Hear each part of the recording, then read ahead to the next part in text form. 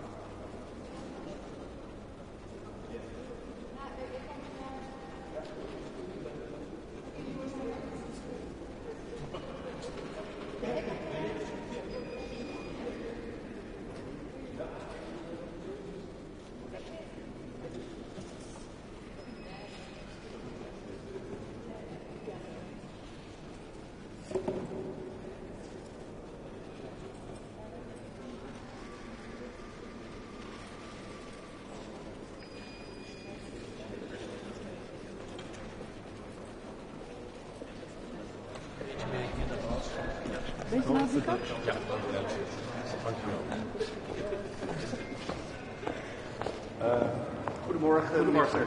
Allereerst gefeliciteerd met uw promotie naar het hoogste ambt. Naar Kamerlid, ja, echt trots op, ja. Von der Leyen heeft zojuist in het Europese parlement 3 opties gedeeld voor de noodzakelijke financiering om Oekraïne te helpen.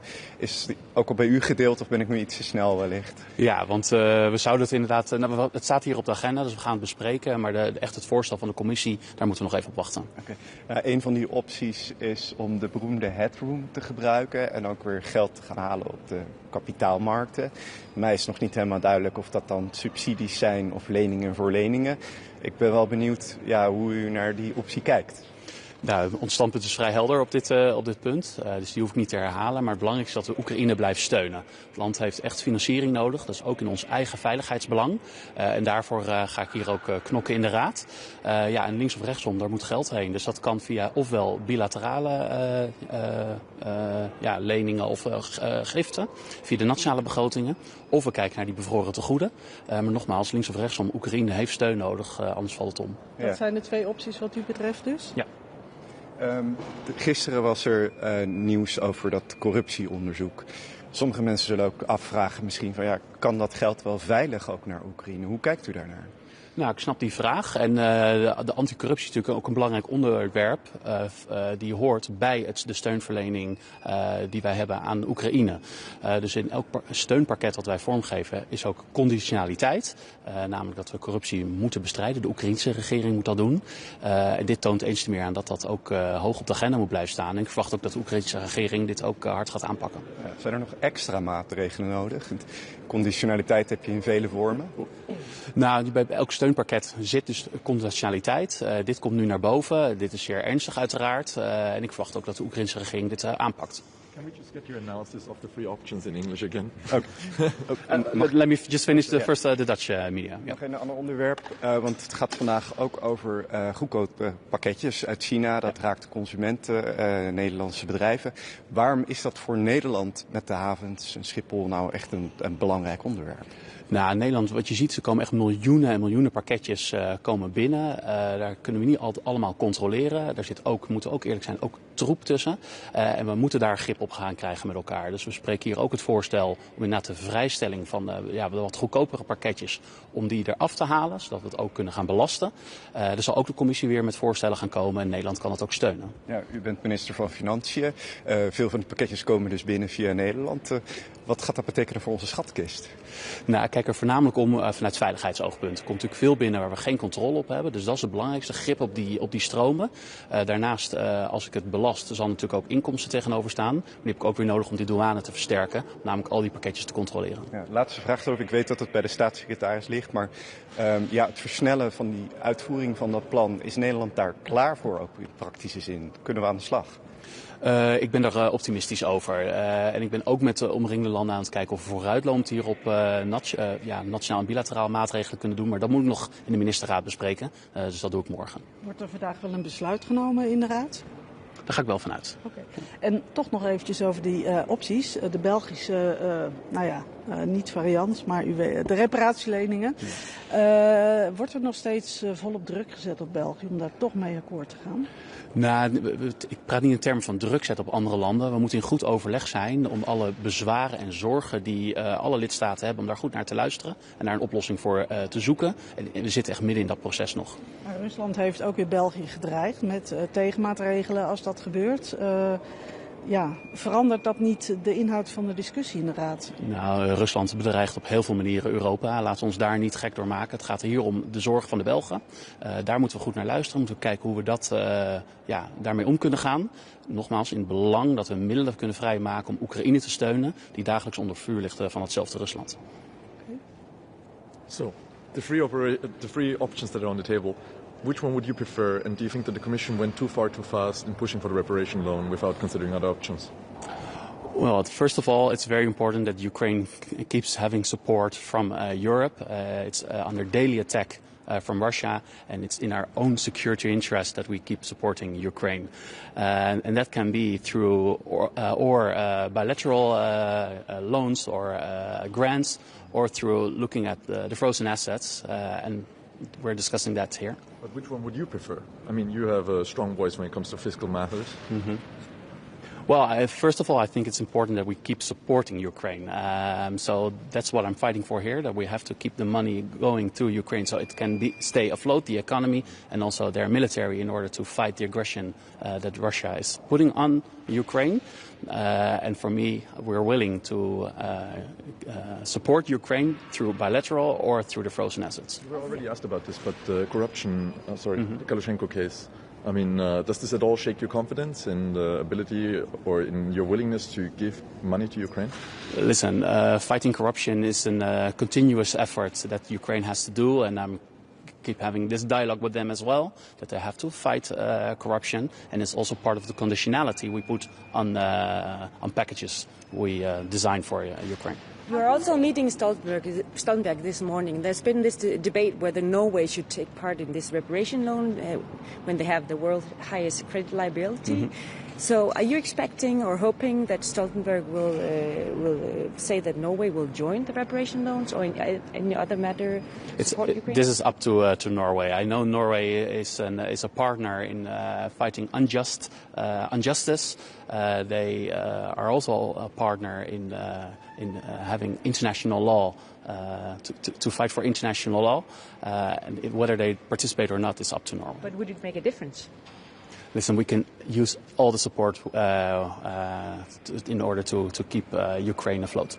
What safeguards should the EU put in place to ensure that any financial assistance that is given to Ukraine is not misappropriated? Well, this is part of the discussion, of course, so there has to be conditionality on the package that we have to design. Ja, oké. Dankjewel. Tot ziens.